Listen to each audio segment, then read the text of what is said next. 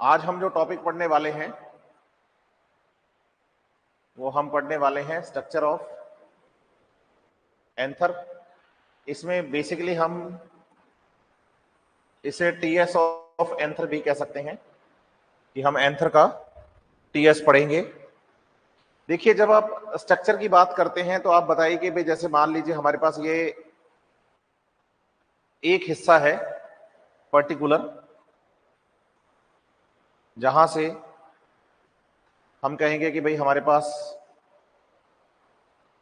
Anther का formation होता है। तो ये एंथर का एक किनारा है जिसमें ये वाली जो जगह है बच्चे, इसे हम माइक्रो स्पोरेंजिया का नाम देंगे।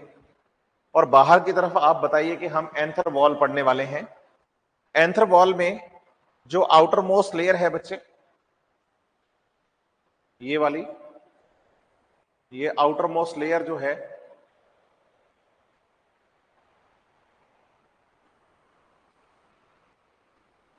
इस आउटर मोस्ट लेयर के बारे में अगर आप बात करोगे तो आपको बताना है कि आउटर मोस्ट लेयर जो है इसे हम एपिडर्मिस का नाम देंगे। आप बताइए कि ये जो एपिडर्मिस है ये पैरेन्काइमा सेल्स होती हैं। और पैरेन्काइमा सेल्स के अगर करेक्टर की हम बात करें तो पैरेन्काइमा सेल्स में लार्ज सेंट्रल वैक्यूल प्रेजेंट है, फुल्ली उसके अंदर बहुत सारा साइटोप्लाज्म प्रेजेंट होता है। ये सारी बातें हम इसमें बताते हैं। साथ ही साथ आप बताइए कि एपिडर्मिस जनरली सिंगल लेयर ही होती है और ये लेयर जो है बच्चे वो यहां पर प्रोटेक्शन का काम करती है। रहमदे अशरफ बेटा, good afternoon, good evening, good night, जैसा भी आप बोलना चाहे। गुड नाइट मैं आपको जाते टाइम बोल दूंगा, अभी आप गुड इवनिंग से काम चलाइए। तो आप बताइए कि एपिडर्मिस जो है बच्चे वो पैरेन्काइमा सेल्स होती हैं सबसे बाहर की तरफ। उसके बाद इसमें जो लेयर आती है उस लेयर को हम एंडोथीशियम सेल्स का नाम देते हैं। उस लेयर को हम एंडोथीशियम सेल्स का नाम देते हैं। अगर आपसे पूछें कि भाई एंडोथीशियम सेल्स का मतलब क्या है, तो एंडोथीशियम जो है वो ये वाली सेल्स हैं बच्चे। आप बताइए एपिडर्मिस के ठीक अंदर की तरफ यहां पर ये जो सेल्स प्रेजेंट हैं इनको हम एंडोथीशियम सेल्स कहेंगे। ये एक से ज्यादा लेयर होती हैं। बताइए इनकी सेल वॉल मोटी होती है, इसमें सेलुलोज और कैलोज पाया जाता है। ये जो लेयर्स हैं, ये जो लेयर्स मैं बना रहा हूं यहां पर, इसको एंडोथीशियम कहते हैं। थोड़ा सा डायग्राम में जो टाइम लगना है वही लगना है, बाकी तो चीजें मैं क्लियर कर दूंगा आपको। तो आप बताइए कि ये जो लेयर आपके पास है यहां पर, इस लेयर का नाम एंडोथीशियम लेयर है। और आप याद रखिए कि एंडोथीशियम लेयर में थिक सेल वॉल होती है। इस सेल वॉल के अंदर सेल्यूलोज एंड कैलोज नाम के केमिकल्स प्रेजेंट होते हैं। सेल वॉल हालांकि सेल्यूलोज की ही बनी होती है, लेकिन आप बताइए कि जो एंडोथीशियम की सेल्स है उसमें कैलोज नाम का सब्सटेंस भी ज्यादा पाया जाता है, इसलिए इनकी सेल वॉल थिक होती है। लेकिन आप बताइए कि in stomium cells cell wall is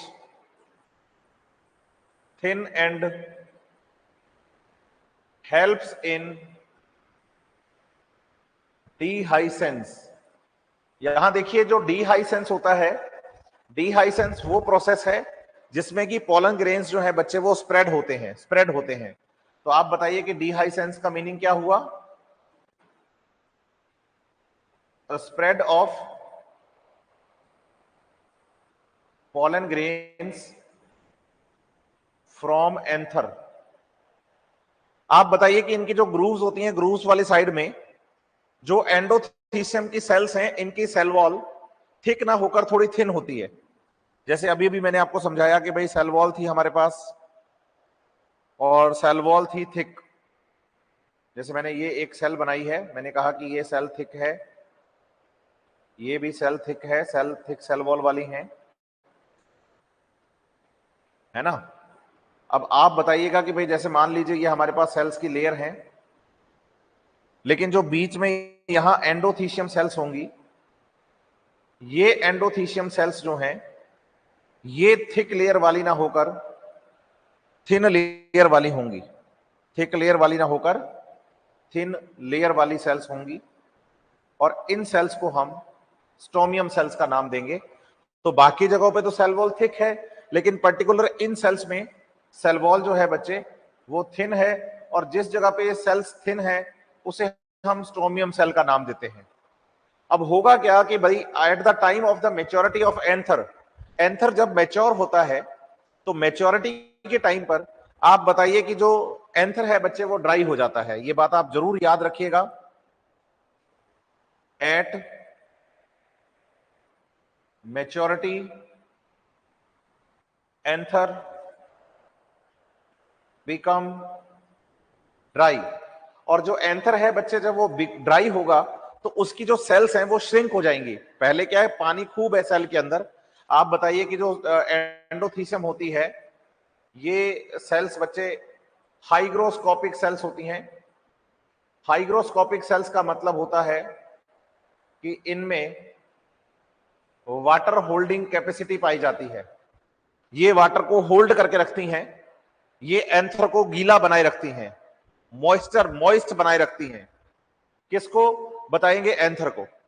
तो इमेच्योर एंथर जब है, जब पहली बार फ्लावर पर जब स्टेमन बना और स्टेमन पर एंथर का फॉर्मेशन हुआ, तो आप बताइए कि एंथर गीला था। जैसे कि लीफ होती है ना, लीफ आप बताइए कि भी गीली होती है, लेकिन जब वही लीफ मेच्योरिटी पर आती है, पीली पड़ जाती है, सूख जाती है, तो ऐसे आप बताइए कि जो एंथर है वो भी अपनी मेच्योरिटी पर क्या हो जाएगा बच्चे? ड्राई हो जाएगा। अगर एंथर अपनी मेच्योरिटी पर ड्राई हो गया है, एंथर अपनी मेच्योरिटी पर ड्राई हो गया है, तो आपको यह बात समझनी होगी कि एंथर के ड्राई होते ही, जैसे ही ये एंथर ड्राई हो गया है, तो आपको यह बताना है कि एंथर के ड्राई होने से ये जो सेल्स हैं ये श्रिंक हो जाएंगी। और अगर ये सेल्स क्या हो जाएंगी? श्रिंक। ये जो सेल्स आपके पास हैं, ये सेल्स यहां से क्या हो गई हैं? आप बताइए कि ये सेल्स यहां से हो गई हैं श्रिंक। तो श्रिंक होने की वजह से आप बताइए कि बीच की ये जो स्टोमियम सेल्स हैं बच्चे, ये स्टोमियम सेल्स बेसिकली यहां से टूट जाएंगी, ये स्टोमियम सेल्स यहां से ब्रेक हो जाएंगी। और अगर ये सेल्स बच्चे यहां ब्रेक हो जाएंगी, तो आपको ये बताना होगा कि भैया यहां से पोलन ग्रेन्स के निकलने की जगह बन जाएगी। तो पर्टिकुलर डीहाइसेंस के टाइम पर आप बताइए कि जो एंथर होता है वो पर्टिकुलर एक एरिया से फट जाता है और उसमें से पोलन ग्रेन्स बाहर निकलते हैं। तो अगर आपसे पूछा जाए कि भाई एंडोथीसियम लेयर क्या हेल्प करती है, तो आप बताएंगे एंडोथीसियम लेयर जो होती है वो इन्वॉल्व होती है, वो हेल्प करती है dehiscence of the anther, means pollen grains के बाहर निकलने में हेल्प करती है। तो फर्स्ट लेयर हो गई एपिडर्मिस, सेकेंड लेयर हो गई एंडोथीसियम। अब बात करते हैं हम थर्ड लेयर की। बताइएगा कि जब हम थर्ड लेयर की तरफ चलेंगे तो थर्ड लेयर हमें इसकी याद करनी है बच्चे मिडिल लेयर। भाई जैसे ये हमारे पास एंथर है ना, इस एंथर में सबसे बाहर वाली लेयर को हमने एपिडर्मिस कहा है। अभी अभी हमने पढ़ा है इसको, हम एपिडर्मिस पढ़ चुके हैं। तो सबसे बाहर हमने ये लेयर बताई कि ये लेयर एपिडर्मिस है। एपिडर्मिस के अंदर की तरफ सेकेंड लेयर जो है बच्चे वो आप बताइए कि एंडोथीसियम है। तो इस सेकेंड लेयर को हमने नाम दे दिया है कि ये लेयर एंडोथीसियम लेयर है। ये हम पढ़ चुके हैं, है ना। अब इससे आगे हमें बढ़ना है। एंडोथीसियम के अंदर की तरफ आप बताएंगे हमारे पास मिडल लेयर होती है, ये एंडोथीसियम है। एंडोथीसियम की प्लॉइडी आपको 2n टाइप की बतानी है, मतलब क्रोमोसोम्स के नंबर यहां 2n टाइप के होते हैं। आपको एपिडर्मिस की प्लॉइडी 2n टाइप की बतानी है। अंदर की तरफ यहां पर ये जो स्ट्रक्चर है इसे हमने बोला है कि ये माइक्रो स्पोरेंजिया है। और माइक्रो माइक्रोस्पोरेंजिया को चारों तरफ से कवर करती हुई ये जो सेल्स होती हैं बच्चे, माइक्रोस्पोरेंजिया को चारों तरफ से कवर करती हुई ये जो सेल्स हैं, इन सेल्स को हम क्या बोलेंगे? तो आप बताएंगे कि ये टेपेटम सेल्स हैं। इनके बारे में बात हम बाद में करने वाले हैं, लेकिन अब आप याद रखिए कि मिडल लेयर जो है वो एंडोथीसियम और टेपेटम के बीच की सेल्स होती हैं। यहां पर जो सेल्स पाई जाएंगी, इस जगह पे जो सेल्स पाई जाएंगी, इस जगह की सेल्स को नाम दिया जाएगा मिडल लेयर की सेल्स। ये सेल्स पैरेनकाइमा सेल्स होती हैं और इनकी प्लॉइडी 2n टाइप की होती है। पहली बात तो ये है, सिंपल। पहले डायग्राम को आप क्लियर कर लीजिए अपने दिमाग में। Outermost layer epidermis, then endothecium, उसके बाद मिडल लेयर और फिर टेपेटम सेल्स आएगी। टेपेटम सेल्स की बात हम बाद में करेंगे। अभी हमारा जो टॉपिक चल रहा है वो मिडल लेयर पे चल रहा है ना। तो मिडल लेयर जो होती है बच्चे, ये पैरेनकाइमा सेल्स होती हैं। यहां इस बात को आप बहुत अच्छे से ख्याल रखिएगा, अपने दिमाग में रखिएगा कि मिडल लेयर की cells, middle layer sales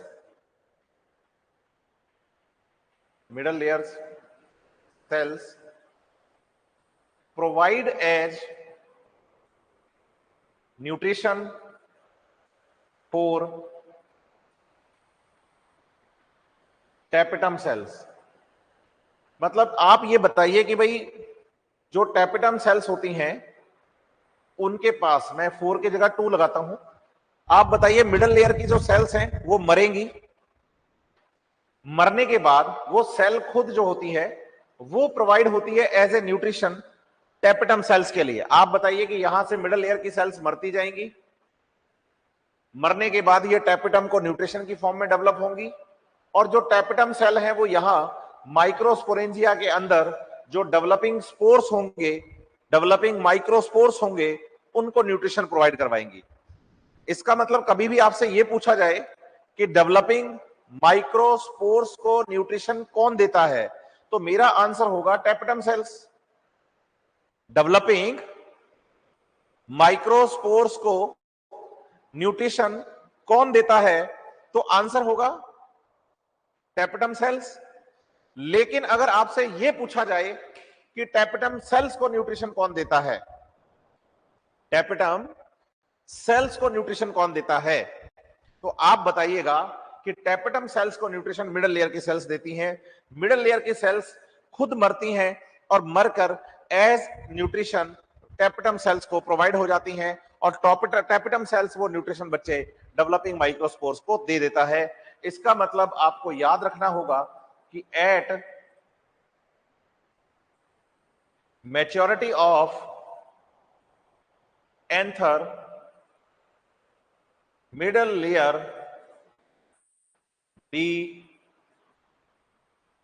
degenerated because cells of middle layer provided as nutrition to tapetum cells after death. मतलब ये सेल्स मरेंगी और मर के as a nutrition tapetum cells के लिए प्रोवाइड हो जाएंगी, और टेपेटम सेल्स ये जो न्यूट्रिशन होगा वो न्यूट्रिशन किसको दे देंगे, तो डेवलपिंग माइक्रोस्पोर्स को टेपेटम सेल्स जो है बच्चे वो न्यूट्रिशन प्रोवाइड करवा देंगे। ठीक है। ख्वाब एपिडर्मिस और मिडल लेयर दोनों ही पैरेनकाइमा सेल्स हैं। मोस्ट ऑफ द टिश्यूज जो होते हैं प्लांट बॉडी में वो पैरेनकाइमा के बने होते हैं, ये ध्यान रखिएगा आप। ठीक है। एंडोथीशियम की सेल्स भी पैरेनकाइमा ही होती हैं, बस उनकी सेल वॉल थिक होती है क्योंकि उसमें सेल्यूलोज के साथ साथ कैलोज नाम का सब्सटेंस भी पाया जाता है। वरना most of the plant tissue जो है बच्चे, या प्लांट बॉडी के अंदर मोस्ट ऑफ द टिश्यूज जो होते हैं वो आपको बताना है कि बने हुए किसके हैं, तो हम बताएंगे वो बने हुए तो पैरेनकाइमा सेल्स के ही होते हैं। इसके बाद नेक्स्ट लेयर जो आती है बच्चे वो टेपेटम लेयर आती है, टेपेटम सेल्स आती हैं। और ये बात क्लियर कर लीजिए कि एक मैच्योर एंथर में मिडल लेयर बचेगी ही नहीं, मैच्योर एंथर में मिडल लेयर बचेगी ही नहीं। और जब आप मिडल लेयर नहीं बचेगी ना, तो आप बताइए कि ये जगह खाली हो जाएगी आपके पास एंथर की, इसलिए याद करिए, कल मैंने आपको बताया था कि मैच्योरिटी पर दोनों तरफ की माइक्रोस्पोरेंजिया मिक्स हो जाती हैं। दो माइक्रोस्पोरेंजिया एक लोब में होती हैं इमेच्योरिटी पर, लेकिन मैच्योरिटी पर दोनों माइक्रोस्पोरेंजिया मिक्स हो जाती हैं और एक पोलन सैक का फॉर्मेशन हो जाता है, क्योंकि न्यूट्रिशन तो बचा ही नहीं, न्यूट्रिशन तो बचा ही नहीं, है ना। दूसरी बात, हम टेपटम सेल्स के बारे में बात करेंगे। तो आप बताएंगे कि भाई जैसे मान लीजिए हमारे पास एंथर है, एंथर में सबसे बाहर एपिडर्मिस है, एपिडर्मिस के अंदर की तरफ एंडोथीसियम है और उसके अंदर की तरफ मिडल लेयर है ना। तो ये जो लेयर है बच्चे, ये एंडोथीसियम लेयर है। इसके बाहर ये जो लेयर है बच्चे, ये एपिडर्मिस है और अंदर की तरफ आप बताएं हमारे पास ये जो स्ट्रक्चर है, ये माइक्रोस्पोरेंजिया है और माइक्रोस्पोरेंजिया के बाहर की तरफ ये जो सेल्स आपके पास प्रेजेंट हैं, आप इन्हीं सेल्स को टेपेटम सेल्स का नाम देते हैं कि ये भाई टेपेटम लेयर है। और टेपेटम लेयर जो है बच्चे वो 3N या फिर इससे ज्यादा भी हो सकती है। आप बताओ 3N या 3N से ज्यादा, मतलब पॉलीप्लॉइड होती है ये। और साथ ही साथ टेपेटम की जो सेल्स हैं ये मल्टी न्यूक्लिएटेड भी होती हैं। जैसे आप एपिडर्मिस बताओगे तो आप एपिडर्मिस 2N टाइप का बताओगे, आप एंडोथीसियम बताओगे तो आप एंडोथीसियम भी 2N टाइप का बताओगे। वहीं पर अगर हम मिडल लेयर की बात करेंगे तो आप बताइए कि हम मिडल लेयर को भी 2N टाइप का ही बताएंगे। और आप ये भी याद रखिएगा कि आउटर मोस्ट ये जो 3 लेयर्स हैं आपके पास, एपिडर्मिस है, एंडोथीसियम है और मिडल लेयर है। आउटर मोस्ट जो 3 लेयर्स हैं आपके पास, एनसीईआरटी पढ़ेंगे तो आपको पता चलेगा कि ये तीनों ही प्रोटेक्टिव लेयर्स में आएंगी। बताइए, these 3 layers are protective layers. Epidermis, endothecium, middle layer, तीनों ही बच्चे आपके पास प्रोटेक्टिव लेयर्स हैं, प्रोटेक्टिव लेयर्स हैं, है ना। लेकिन आप बताइए कि जो टेपेटम सेल्स होती हैं या टेपेटम जो लेयर आपके पास है बच्चे, इसे आप एनसीईआरटी से पढ़ेंगे तो आप बताइए कि ये न्यूट्रिशन प्रोवाइडिंग सेल्स होती हैं बच्चे to the developing pollen grains. तो ये न्यूट्रिशन प्रोवाइडिंग सेल्स हैं डेवलपिंग पोलन ग्रेन्स के लिए। तो टेपेटम सेल्स जो होती हैं वो डेवलपिंग पोलन ग्रेन्स को न्यूट्रिशन प्रोवाइड करती हैं। डेवलपिंग, हाँ, किसको? पोलन ग्रेन्स को न्यूट्रिशन प्रोवाइड करती हैं। हालांकि मजे की बात यह है कि अभी तो ये उसके लिए सब्सटेंस, डेवलपिंग पोलन ग्रेन के लिए सब्सटेंस रिलीज कर रही हैं, लेकिन एक टाइम के बाद इनको भी मरना ही है। एक टाइम के बाद इनको भी मरना ही है। टेपेटम सेल्स भी मेच्योरिटी पर डिहाइसेंस से पहले मर जाती हैं, डिस्ट्रॉय हो जाती हैं, डेथ हो जाती है, डीजनरेट हो जाती है। कौन? तो आप बताएंगे टेपेटम सेल्स। अभी के लिए ये tapetum cells nutrition providing cells हैं, ये बात बिल्कुल ठीक है कि अभी के लिए ये सेल्स न्यूट्रिशन प्रोवाइडिंग सेल्स हैं, ये बात बिल्कुल ठीक है ना। लेकिन आपको साथ ही साथ ये भी समझना होगा कि एक बार जब न्यूट्रिशन दे दिया है तो उसके बाद इन सेल्स को यहां से मर जाना है। ठीक है बेटा, स्क्रीन में बिल्कुल प्रॉपर दिखाई दे रहे हैं, वो आपकी स्क्रीन ऊपर नीचे होगी युवराज, इसलिए आपको नहीं दिखाई दे रहे होंगे। मेरे पास एंगल है पूरा स्क्रीन का, मैं बोर्ड उतना ही यूज करता हूं जितना काम का है और बहुत सही से दिखाई भी दे रहे हैं। क्या बाकी बच्चों को भी इशू आ रहा है स्क्रीन कट होने का? मुझे नहीं लगता, क्योंकि सामने मेरे कंप्यूटर में स्क्रीन जो दिखाई दे रही है वो बिल्कुल एक्यूरेट है बच्चे, है ना। फिर भी अगर प्रॉब्लम हो प्लीज मुझे बताइए आप, हम उस पर बातचीत कर लेंगे आगे। तो आप ये देखिए कि जो माइक्रोस्पोरेंजिया है उसके अंदर माइक्रोस्पोर्स पड़े होंगे और उनको टेपेटम सेल्स न्यूट्रिशन दे रही हैं। एक तो ये काम, न्यूट्रिशन देने के साथ साथ आप बताइए कि जो टेपेटम सेल्स होती हैं सीक्रेट कैलोज। कैलोज एक कार्बोहाइड्रेट है बच्चे, कैलोज जो है बच्चे वो एक कार्बोहाइड्रेट हाइड्रेट है जो कि टैपेटम सेल्स के द्वारा सिक्रीट किया जाता है। बच्चा कहता है अभी कैलोज तो आपने थोड़ी देर पहले हमें बताया था कि एंडोथीसियम की सेल्स में होता है। बिल्कुल, कैलोज एंडोथीसियम की सेल्स में तो होता ही है, साथ ही साथ आपको बताना है कि जो कैलोज है बेटा, ये कैलोज टैपेटम सेल्स भी पोलन ग्रेन की तरफ सिक्रीट करती हैं। आगे चल के हमें पता चलेगा कि जब पोलन ग्रेन्स बनते हैं तो पोलन ग्रेन्स पहली बार जब बनेंगे तो वो एक टेट्राड की फॉर्म में बनेंगे, 4-4 के ग्रुप में बनेंगे। आगे चल के हम पढ़ेंगे कि जब पोलन ग्रेन्स का फॉर्मेशन होता है तो पोलन ग्रेन्स जो होते हैं बच्चे वो टेट्राड की फॉर्म में फॉर्म होते हैं। तो आप इसे टेट्राड ऑफ पोलन ग्रेन्स कहेंगे। जब आप टेट्राड ऑफ पोलन ग्रेन्स की बात करते हैं तो आप बताएंगे कि टेट्राड के अंदर जो पोलन ग्रेन्स हैं वो आपस में जिस सब्सटेंस से जुड़े होते हैं उसी सब्सटेंस का नाम कैलोज है, और ये कैलोज जो है बच्चे वो टैपेटम सेल्स ही रिलीज करती हैं, ये भी आप ध्यान रखिएगा। एक चीज और आपके दिमाग में रहनी चाहिए कि जो टैपेटम सेल्स हैं ये सिक्रीट करती हैं यूबिश बॉडीज को।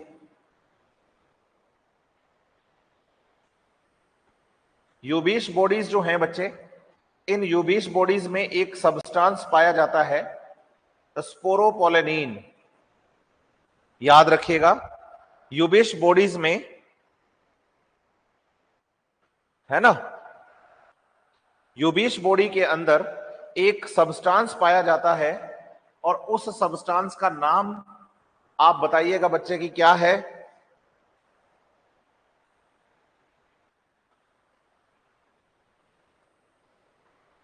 तो आप बताना कि उस सब्सटेंस का नाम जो है वो आपके पास स्पोरोपोलेनिन है, स्पोरोपोलेनिन।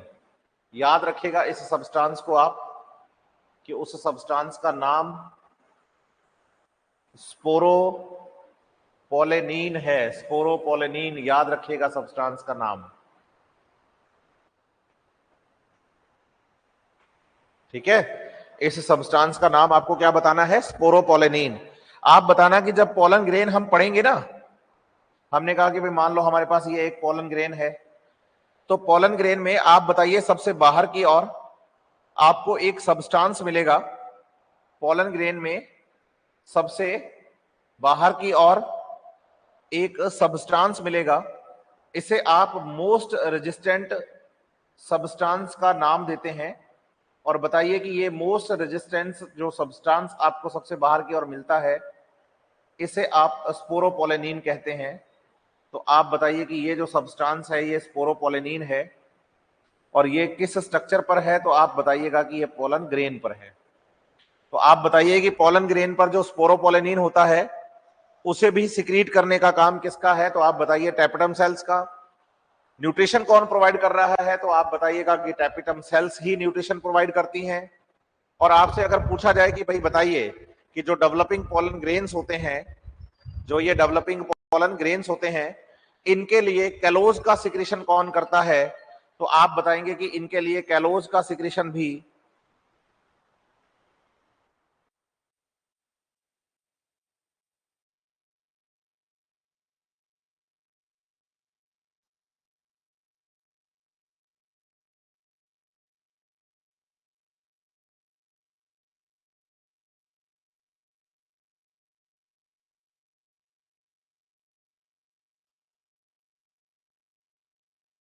हाँ। तो ये बातें करने के बाद जब आप एनसीईआरटी में आगे बढ़ेंगे तो एनसीईआरटी आपसे एक बात पूछेगी कि व्हाट इज, पहले ये क्वेश्चन तो मैं मेरी तरफ से लिख रहा हूं, ठीक है, फिर वो बच्चे कहेंगे ज्यादा ऊपर लिख दिया आपने, तो थोड़ा सा नीचे कर देते हैं।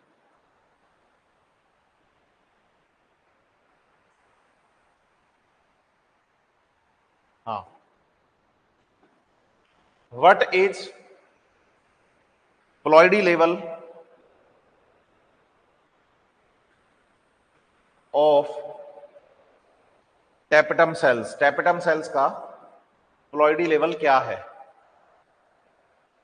तो आप बताएंगे इनको आपको पॉलीप्लॉइड लिखना है, मतलब आप इसको बताइए कि 3n या 3n से ज्यादा। ठीक है, कि जो टेपिटम सेल्स होती हैं इनका प्लॉइडी लेवल 3n या 3n से ज्यादा होता है। क्वेश्चन आता है कि हाउ, क्वेश्चन आता है कि हाउ, कैसे है ये प्लॉइडी लेवल कैसे हाई होता है। ठीक है, तो आप बताइए किसी भी सेल का प्लॉइडी लेवल हाई होने का कारण आप बताएंगे एंडो रीडुप्लीकेशन होता है बच्चे।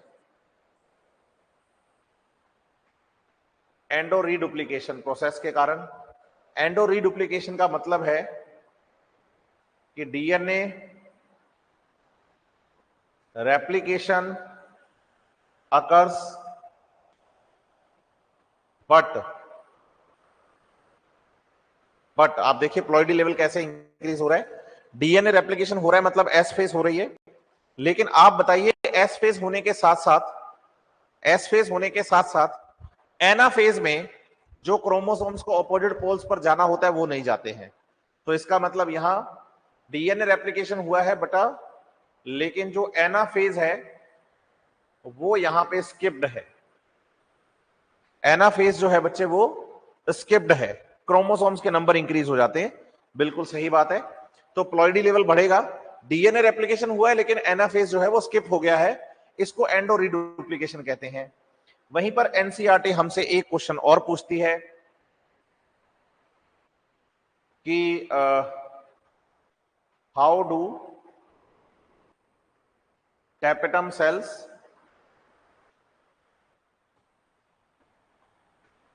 Become multi nucleated. कि भैया बताओ कि जो टैपेटम सेल्स हैं वो मल्टी न्यूक्लिएटेड कैसे हो जाती हैं। तो आप बताइए कि सेल्स के मल्टी न्यूक्लिएटेड होने के लिए हमारे पास आंसर है due to free nuclear division. कि जो टैपेटम सेल्स हैं वो मल्टी न्यूक्लिएटेड हो जाती हैं फ्री न्यूक्लियर डिवीजन के कारण, कि यहां फ्री न्यूक्लियर डिवीजन हुआ है, इसीलिए जो टैपेटम सेल्स हैं बच्चे, ये टैपेटम सेल्स यहां पर क्या हो गई हैं, मल्टी न्यूक्लिएटेड हो गई हैं।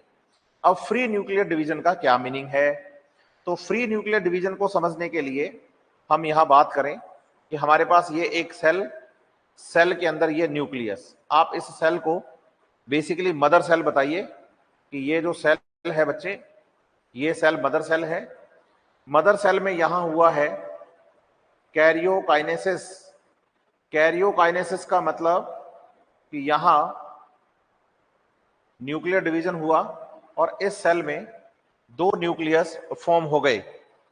न्यूक्लियर डिवीजन हुआ और यहां दो न्यूक्लियस फॉर्म हो गए, और दो न्यूक्लियस फॉर्म तो हो गए, इसके बाद आपको बताना है कि साइटोकाइनेसिस होना चाहिए था। समझना मेरी बात, यहां से अगर इधर मैं लिख दूं कि भाई नॉर्मल कंडीशन में साइटोकाइनेसिस हो गया, तो आप बताइए हमारे पास मदर सेल जैसी दो डॉटर सेल्स बन गई हैं। ये तो है नॉर्मल डिवीजन, लेकिन दूसरा केस ये भी हो सकता है, मैं यहां और लिख के करता हूं कि फिर से यहां कैरियो काइनेसिस ही होता, मतलब कि यहां पर फ्री न्यूक्लियर डिवीजन ही होता। तो आप बताइएगा कि एक सेल के अंदर आपके पास 4 न्यूक्लियस हो जाते, 4 से अगर फिर से यहां फ्री न्यूक्लियर डिवीजन होता तो आप बताइए कि आपके पास यहां 8 न्यूक्लियस हो जाते। तो इसका मतलब यह हो गया है कि अगर आपसे यह पूछा जाए कि भाई टैपेटम सेल्स जो है वो मल्टी न्यूक्लिएटेड कैसे होती हैं, तो टैपेटम सेल्स के मल्टी न्यूक्लिएटेड होने का रीजन आप बताएंगे कि जो टैपेटम सेल्स हैं बच्चे उसमें क्या होगा,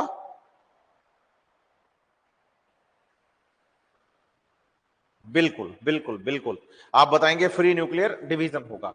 तो आप बताएंगे कि ये यहां पर अगर देखा जाए, आपको याद रखना है कि भाई 3 लेयर जो है एपिडर्मिस, एंडोथीसियम, मिडल लेयर, तीनों की प्लॉइडी सेम है, और वो प्रोटेक्शन का काम करती हैं, उनका काम है प्रोटेक्शन देना।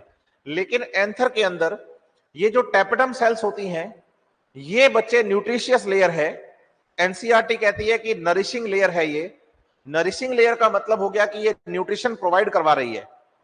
नरिशिंग लेयर का मतलब हो गया है कि ये न्यूट्रिशन प्रोवाइड करवा रही है। तो बात आती है कि किसे न्यूट्रिशन प्रोवाइड करवा रही है, तो आप बताएंगे कि न्यूट्रिशन प्रोवाइड करवा रही है डेवलपिंग पोलन ग्रेन्स को, और साथ ही साथ ये सिक्रीट कर रही है कैलोज को। कैलोज के सिक्रेशन के कारण यहां पोलन ग्रेन्स का टेट्राड बनेगा। टेट्राड मतलब 4 पोलन ग्रेन्स का ग्रुप है बच्चे, जिसमें कि पोलन ग्रेन एक दूसरे से चिपके हुए रहेंगे कैलोज नाम के सब्सटेंस के कारण। और साथ ही साथ टैपेटम सेल्स यहां सिक्रीट करती हैं यूबिश बॉडीज को, और यूबिश बॉडीज जो है बच्चे वो स्पोरोपोलेनिन होता है, जो कि इसके चारों तरफ लेयर बनाएगा पोलन ग्रेन के चारों तरफ, और ये पोलन ग्रेन को बच्चे प्रोटेक्ट करेगा different type of pH, different type of temperature. ये मैं पोलन ग्रेन की स्ट्रक्चर जब आपको डिटेल में बताऊंगा तब मैं इसके बारे में यहां से बात भी करने वाला हूं आपके साथ। क्या आपको यहां तक की सारी बातें समझ में आ रही हैं? अगर हाँ तो प्लीज एक बार आप मुझे यस सर का रिप्लाई करेंगे सभी बच्चे, फिर हम यहीं से आगे बढ़ेंगे। अगर आप लोगों को यहां तक की सारी बातें अच्छे से समझ में आ रही हैं तो प्लीज एक बार यस सर का जवाब दीजिए, फिर मैं आगे बढ़ूंगा।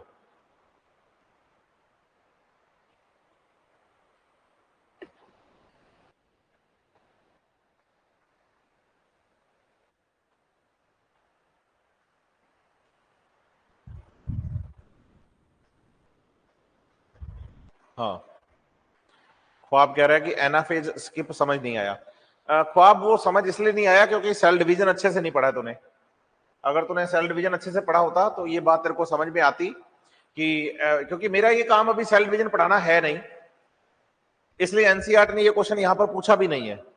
लेकिन आप बताइए कि एनाफेज में जब आप क्रोमोसोम्स को अपोजिट पोल पर ले जाते हैं ना यूं करके, और बीच में से साइटोकाइनेसिस हो जाता है,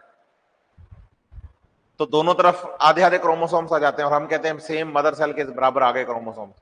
लेकिन ये वाला काम नहीं हुआ, मतलब जो क्रोमोसोम्स हैं वो स्पिंडल फाइबर्स नहीं बनने के कारण अपोजिट पोल्स की तरफ नहीं जा पाते, और जब वो स्पिंडल फाइबर नहीं बनने के कारण अपोजिट पोल्स की तरफ नहीं जा पाते तो आपको ये बताना होगा कि यहां पर फिर ऐसे ही हो जाता है। अमन वर्मा कह रहा है कि सर फ्री न्यूक्लियर डिवीजन क्या है? फ्री न्यूक्लियर डिवीजन का मतलब है कि अगर न्यूक्लियर डिवीजन बार बार होता रहे, लगातार अगर कैरियोकाइनेसिस ही होता रहे, होना ये चाहिए था कैरियोकाइनेसिस, साइटोकाइनेसिस, कैरियोकाइनेसिस, साइटोकाइनेसिस, ये अल्टरनेट चलना चाहिए था। लेकिन आप बताइए साइटोकाइनेसिस हुआ ही नहीं है और लगातार कैरियोकाइनेसिस कैरियोकाइनेसिस कैरियोकाइनेसिस होता जा रहा है। और अगर ऐसा हो रहा है तो फिर आप इसे बच्चे फ्री न्यूक्लियर डिवीजन कहते हैं। ठीक है अमन वर्मा, चलिए आगे बढ़े, है ना। बाकी सबका तो यस सर आ गया जवाब। ख्वाब को प्रॉब्लम थी और अमन वर्मा को प्रॉब्लम थी, उनका भी मैंने सॉल्यूशन दे दिया है उनको। अब मैं बात करता हूं आगे माइक्रोस्पोरोजेनेसिस की। Microsporogenesis process of formation of microspores in microsporangia. Microsporangia के अंदर माइक्रोस्पोर्स के फॉर्मेशन के लिए जो प्रोसेस होता है उसी प्रोसेस को माइक्रोस्पोरोजेनेसिस कहा जाता है। सर एंडोथीसियम लेयर में कैलोज की स्ट्रिप्स होती हैं? हाँ बिल्कुल बिल्कुल, एक ही बात है। आप बताओ कैलोज है या कैलोज की स्ट्रिप्स हैं, बात वही है। सेल वॉल की थिकनेस बढ़ानी है मुझे, तो आप सीधा बोलिए कि भाई कैलोज प्रेजेंट है, कैलोज की स्ट्रिप्स प्रेजेंट है। जैसे आप बताइए कि जो सेलुलोज होता है वो माइक्रोफाइब्रिल्स के फॉर्म में होता है। सेलुलोज जो होता है बेटा वो माइक्रोफाइब्रिल्स की फॉर्म में होता है, तो वो तो बात क्लियर हो गई। सेलुलोज माइक्रोफाइब्रिल्स की फॉर्म में है, कैलोज जो है बच्चे वो स्ट्रिप्स की फॉर्म में, आप ऐसे बोल सकते हैं। लेकिन आप बताइए कि मेन मुद्दा ये है समझने का कि एंडोथीशियम की सेल वॉल में सेलुलोज के साथ कैलोज होता है, वो कहीं और नहीं मिलेगा आपको, है ना। बेसिकली बात उस पर ध्यान देना है आपको।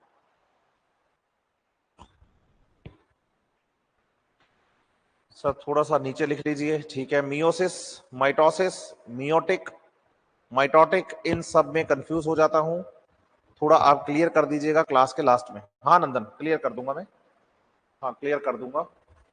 मुझे ये समझ नहीं आ रहा कि आप लोगों का ये बोर्ड यहां से कट क्यों रहा है, क्योंकि मेरी स्क्रीन पे ये प्रॉपर पूरा दिख रहा है, इसलिए मैं थोड़ा सा फ्लो में आ जाता हूं कि भाई सब सही तो दिख रहा है।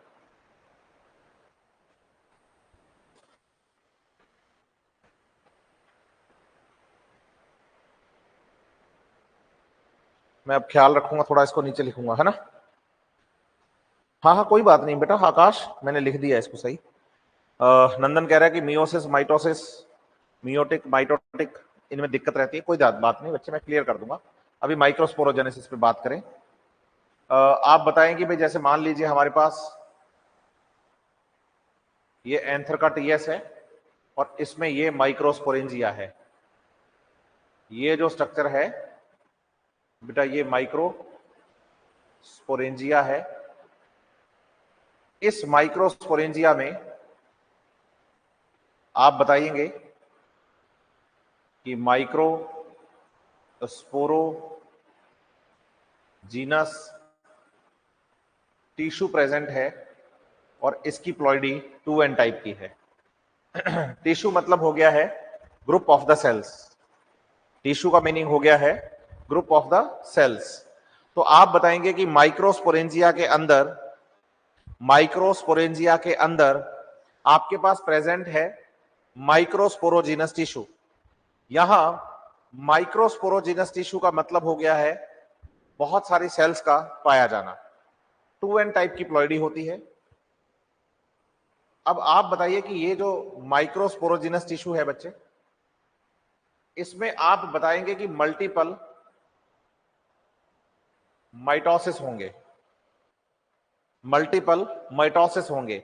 जैसे मान लेता हूं मैं एग्जांपल के तौर पर यहां पर कि 100 सेल्स हैं, स्पोरोजिनस टिश्यू में सेल्स कितनी है, 100 हैं। लेकिन अब आप बताइए कि जो 100 सेल्स हैं, ये जो 100 सेल्स हैं, ये 100 सेल्स अब लगातार क्या करेंगी। तो आप बताइए कि ये 100 सेल्स लगातार सेल डिवीजन करेंगी, लगातार सेल डिवीजन करेंगी, माइटोटिक डिवीजन करेंगी। और मान लीजिए कि यहां पर 1 लाख सेल्स बना ली आपने, 1 लाख सेल्स बना ली। तो उसके बाद जितनी भी सेल्स बनेंगी उनको हम नाम देंगे माइक्रोस्पोर मदर सेल्स, और इनकी प्लॉइडी भी 2n टाइप की ही होगी। माइक्रोस्पोर मदर सेल्स की प्लॉइडी भी 2n टाइप की ही होगी। बच्चा कहता है कि इतने सारे माइटोसिस करने की जरूरत क्या है। आप समझिए, अगर मेरे पास स्पोरोजिनस टिश्यू में केवल 100 सेल्स हैं, केवल 100 ही सेल्स हैं, 100 ही सेल्स हैं, तो एक सेल में मियोसिस होने के बाद केवल 4 ही माइक्रोस्पोर्स का फॉर्मेशन होगा। तो इसका मतलब 100 सेल्स से केवल 400 पोलन ग्रेन्स ही बन पाएंगे। लेकिन अगर वो 100 सेल्स मल्टीपल माइटोसिस करें, तो आप एग्जाम्पल के तौर पे समझिए कि जो 100 सेल्स थी, 100 सेल्स थी, उन्होंने 1 लाख सेल्स का फॉर्मेशन कर दिया। तो अगर मेरे पास माइक्रोस्पोर मदर सेल अब 1 लाख हैं, तो इनसे बनने वाले पोलन ग्रेन्स 4 लाख होंगे, माइक्रोस्पोर्स 4 लाख होंगे, और वही माइक्रोस्पोर आगे 4 लाख पोलन ग्रेन्स में डेवलप हो जाएंगे।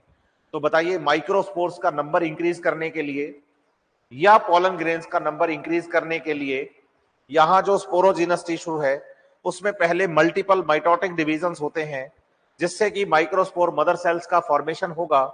और ये माइक्रोस्पोर मदर सेल्स यहां मियोसिस करेगी, और मियोसिस से आप बताइए कि हमारे पास माइक्रोस्पोर्स का फॉर्मेशन होगा, और ये माइक्रोस्पोर्स हैप्लॉइड टाइप के होंगे। ये माइक्रोस्पोर्स आप बताइए कि एन टाइप के होंगे, हैप्लॉइड टाइप के। यहां पर आपके पास माइक्रोस्पोर्स का फॉर्मेशन हो जाएगा। अब आप बताएंगे कि जो ये माइक्रोस्पोर्स आपके पास हैं, ये माइक्रोस्पोर्स आगे आप बताएंगे कि डेवलप हो जाएंगे, बताएंगे कि microspores now developed into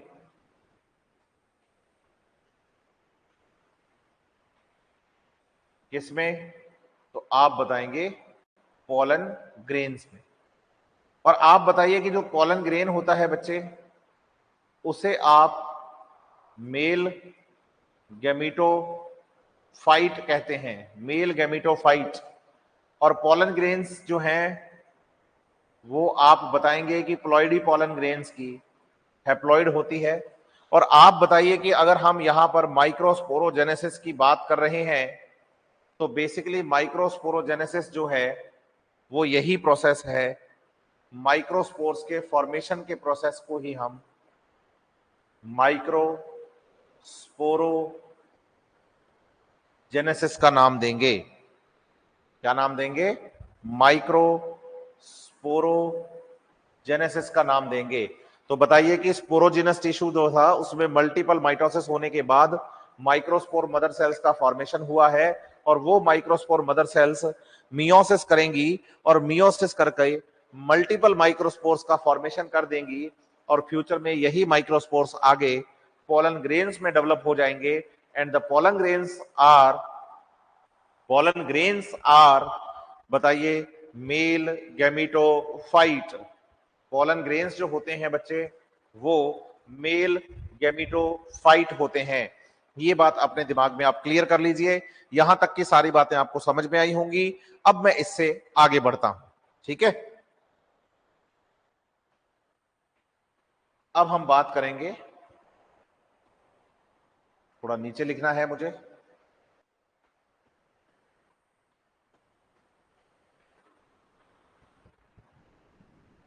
development of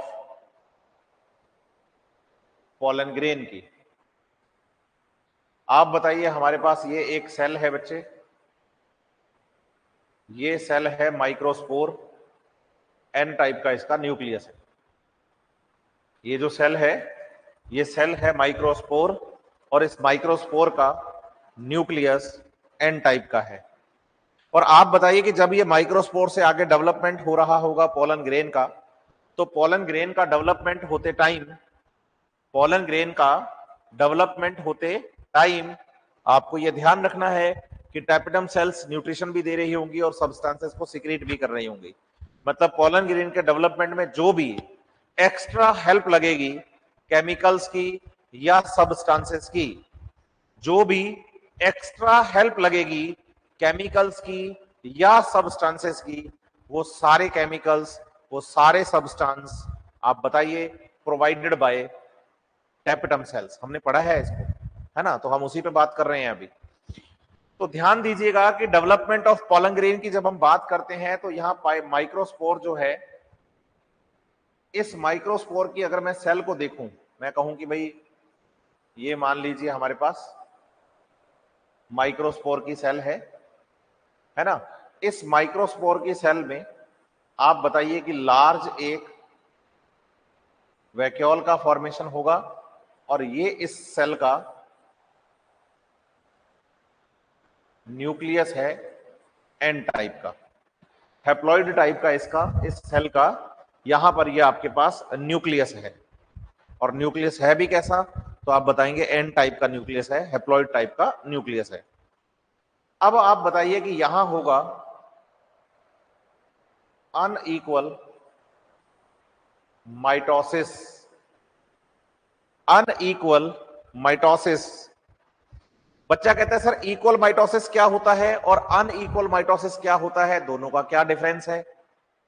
भैया आप यहां बोल रहे हो कि यहां अनइक्वल माइटोसिस होगा, तो अनइक्वल माइटोसिस का क्या मीनिंग है और इक्वल माइटोसिस का क्या मीनिंग है? तो वो मैं आपको अभी क्लियर कर देता हूं बच्चे कि अनइक्वल माइटोसिस क्या है। और रहमत अशरफ कह रहा है कि गैमेट्स और गैमेटोफाइट सेम है। नहीं, बिल्कुल नहीं, बिल्कुल नहीं। बताइए, गैमेटोफाइट वो प्लांट है जिससे गैमेट्स बनते हैं, तो जिस प्लांट से गैमेट्स बनते हैं उसे गैमेटोफाइट कहा जाता है, और जिससे स्पोर्स बनते हैं उसे स्पोरोफाइट कहा जाता है। तो आप मेन प्लांट बॉडी जो है हमारे पास एंजियोस्पर्म्स में, वो स्पोरोफाइट जनरेशन होती है, क्योंकि यहां पर पहले माइक्रोस्पोर्स बनते हैं। इसका मतलब जो मेन प्लांट बॉडी जिसमें रूट, स्टेम, लीफ आपको देखने को मिलता है, बेसिकली वो प्लांट बॉडी स्पोरोफाइट जनरेशन होती है। स्पोरोफाइट प्लांट होता है। ठीक है, अब इसी में आगे बढ़ेंगे और आप बताएंगे कि यहां पर जो माइटोसिस हुआ है बच्चे, वो एक अनइक्वल माइटोसिस हुआ है। हाँ हाँ हाँ, बिल्कुल बिल्कुल आकाश कुमार, इसका मतलब पॉलन ग्रेन प्लांट है लेकिन डेवलप्ड नहीं है और वो स्पोरोफाइट पर डिपेंड करता है। एंजियोस्पर्म और जिम्नोस्पर्म्स का ये नेचर है। जो भी प्लांट सीड का फॉर्मेशन करता है उसका नेचर है कि उसका मेन प्लांट बॉडी स्पोरोफाइट होता है। मेन प्लांट बॉडी स्पोरोफाइट होता है और गैमेटोफाइट प्लांट उस स्पोरोफाइट पर डिपेंड करता है। गैमेटोफाइट प्लांट उस स्पोरोफाइट पर डिपेंड करता है। ये जिम्नोस्पर्म और एंजियोस्पर्म का कैरेक्टर है, याद रखिएगा इसे आप। बिल्कुल सही बात बोली है आकाश कुमार ने। ठीक है, चलिए तो आप बताइए अनइक्वल माइटोसिस होगा। अनइक्वल माइटोसिस का मतलब क्या है? तो आप बताइए कि ये जो सेल है इसके अंदर इस तरफ तो आपके पास वैक्यूल है, तो न्यूक्लियस का जो डिवीजन होगा वो न्यूक्लियस का डिवीजन केवल इस वाले रीजन में ही रह जाएगा। स्पिंडल फाइबर्स का फॉर्मेशन होकर यहां पर न्यूक्लियस का डिवीजन होता है। तो आप बताइए कि ये जो स्ट्रक्चर बनी ये स्पिंडल फाइबर्स बने। आप सोचिए अगर वैक्यूल नहीं होती, वैक्यूल नहीं होती तो स्पिंडल फाइबर यहां से यहां तक, यहां से यहां तक पूरे बनते और सेल बिल्कुल सेंटर से डिवाइड करती, दो इक्वल पार्ट्स में सेल डिवाइड हो जाती। लेकिन यहां पर ऐसा नहीं हुआ है। इसका मतलब सेल इस एंगल से डिवाइड करेगी। इसका मतलब एक सेल बड़ी और एक सेल छोटी बनेगी। उसका रीजन है इस माइक्रोस्पोर सेल के अंदर, इस माइक्रोस्पोर सेल के अंदर एक लार्ज वैक्यूल का होना। तो आप बताइए कि यहां अनइक्वल माइटोसिस होगा और अनइक्वल माइटोसिस होने के कारण आप बताइएगा कि ये जो सेल आपके पास है, अनइक्वल माइटोसिस होने के कारण आप बताइएगा कि ये जो सेल आपके पास है इसमें यहां जैसे कि ये एक लार्ज वैक्यूल है तो इधर एक सेल बनेगी जिसका एक न्यूक्लियस एन टाइप का होगा और एक न्यूक्लियस इधर बनेगा जिसमें कि एन टाइप का न्यूक्लियस होगा। तो दो न्यूक्लियस बन गए और दो सेल्स बन गई, एक बड़ी सेल हो गई एक छोटी सेल हो गई। और थोड़ी देर के बाद आप बताएंगे कि ये जो छोटी सेल है बच्चे, जैसे ये स्ट्रक्चर तो क्या है वैक्यूल, इसका ये न्यूक्लियस है और आप बताइए कि यहां पर एक ये छोटी सेल बड़ी सेल के साइटोप्लाज्म में फ्री हो जाएगी। अनइक्वल माइटोसिस हुआ और अनइक्वल माइटोसिस होने का कारण है लार्ज सेंट्रल वैक्यूल का पाया जाना। और फिर आप बताइए कि जो लार्ज सेंट्रल वैक्यूल के कारण ये जो सेल है ना बच्चे, अनइक्वल माइटोसिस हुआ है तो एक छोटी सेल और एक बड़ी सेल का फॉर्मेशन हुआ है। तो आप बताएंगे फिर ये छोटी सेल यहां से हो जाएगी अलग, ये जो छोटी सेल है वो यहां से क्या हो जाएगी, अलग हो जाएगी और अलग होकर ये छोटी सेल बड़ी सेल के साइटोप्लाज्म में आ जाएगी। अब आप बताइए कि ये जो बड़ी सेल है इसे हम ट्यूब सेल या वेजिटेटिव सेल का नाम देंगे जो कि एन टाइप की है। और वहीं पर इसके पास ये जो छोटी सेल है आप बताइए कि इसे हम जर्म सेल या फिर जनरेटिव सेल का नाम देंगे और ये भी एन टाइप की होती है। और ये जर्म सेल या जनरेटिव सेल जो है बच्चे, इसका काम है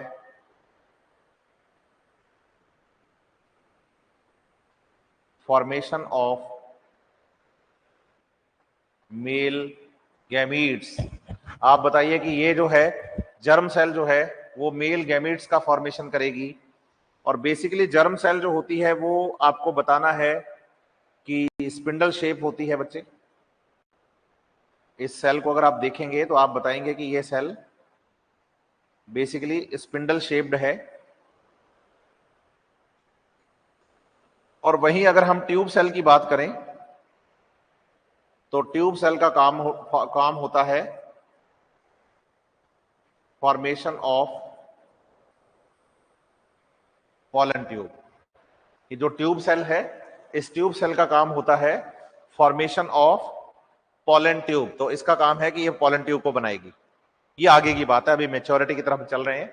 लगातार पोलन ग्रेन का डेवलपमेंट हो रहा है। आपके पास सबसे पहले एक माइक्रोस्पोर था, माइक्रोस्पोर के अंदर एक लार्ज सेंट्रल वैक्यूल थी।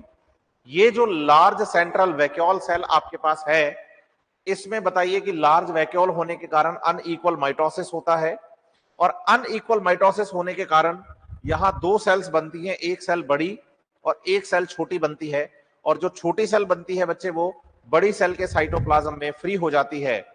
बड़ी सेल जो बनती है वो छोटी सेल के साइटोप्लाज्म में फ्री हो जाती है, और जब ये बड़ी सेल छोटे सेल के साइटोप्लाज्म में फ्री हो जाएगी तो आप इसे बताएंगे जर्म सेल या जनरेटिव सेल, जिसका काम होगा formation of the male gametes, और इसकी शेप सेल की आपको स्पिंडल शेप बतानी है। और वहीं दूसरी तरफ आपके पास जो बड़ी सेल है उसे आप ट्यूब सेल या फिर बच्चे आप उसे वेजिटेटिव सेल कहते हैं, और उसका काम होता है पॉलन ट्यूब का फॉर्मेशन करना। उम्मीद करूंगा कि यहां तक की सारी बातें आपको समझ में आई हैं। कल हम डिटेल स्ट्रक्चर पढ़ेंगे पॉलन ग्रेन की और पॉलन ट्यूब के फॉर्मेशन की, और उसके बाद फिर मैं आपको पढ़ाऊंगा बच्चे फीमेल पार्ट मतलब कि गाइनोशियम, और गाइनोशियम के बाद हम पढ़ेंगे पॉलिनेशन वाला प्रोसेस, और पॉलिनेशन के बाद हम आगे फर्टिलाइजेशन की तरफ बढ़ेंगे। इसी सीक्वेंस में हम चैप्टर को खत्म करेंगे, और इस सीक्वेंस में चैप्टर खत्म करने के बाद हम इस चैप्टर को अच्छे से कवर करेंगे।